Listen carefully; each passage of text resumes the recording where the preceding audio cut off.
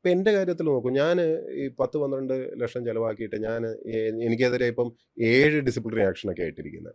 7 disciplinary action. ഒന്ന് കഴിഞ്ഞ് അടുത്ത ഇടാം. ചുമ്മാ ഇട്ടുകൊണ്ടിരിക്കുക. അതും ഒരു ബന്ധമില്ലാത്ത കാര്യങ്ങളൊക്കെ.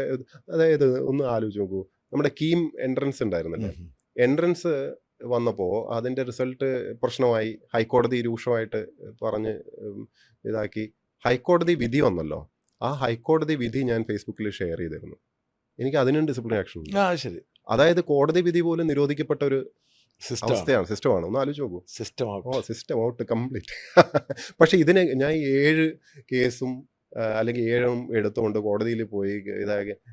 എനിക്ക് ഇതിൻ്റെ ഒന്നും ആവശ്യമില്ലെന്ന് എനിക്കറിയാം. മാത്രമല്ല, ഒരർത്ഥത്തിൽ നമുക്കെതിരെ ഒരു കേസ് വന്നാൽ നമുക്ക് ഫൈറ്റ് ചെയ്തിരിക്കാൻ പറ്റത്തില്ല. അതെ.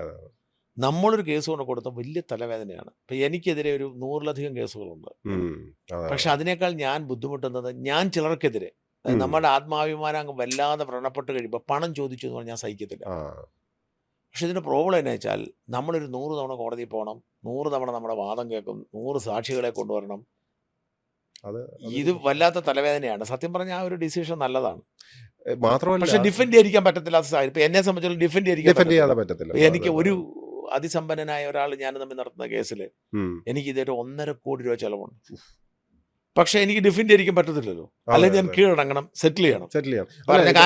കാല വീണ മറ്റേ പറഞ്ഞ പോലെ അല്ല, ഞാൻ അതുകൊണ്ട് നമ്മൾ പിക്ക് ആൻഡ് ചൂസ് ചെയ്യും. ഇപ്പൊ ഞാനിപ്പോ ഈ കേസിനൊന്നും ഞാൻ പോകുന്നില്ല, പക്ഷെ ഞാൻ മാതൃഭൂമിക്കെതിരെ കേസ് കൊടുത്തിട്ടുണ്ട്. അപ്പൊ ഞാൻ ചൂസ് ചെയ്യാണ് ഏത് വേണോ ഏത് വേണ്ട എന്നുള്ളത്. അത് എന്റെ ചോയ്സാണ്. ഇപ്പൊ അല്ലാതെ പോയി കേസ് കൊടുന്ന് പറയുമ്പം ഓടാൻ എന്നെ കിട്ടില്ല എന്നുള്ള പോയിന്റ് മാത്രമേ ഉള്ളൂ. ഞാൻ ചൂസ്, കാരണം എനിക്ക് എന്താ വേണ്ടതെന്ന് എനിക്ക് ധാരണയുണ്ട്.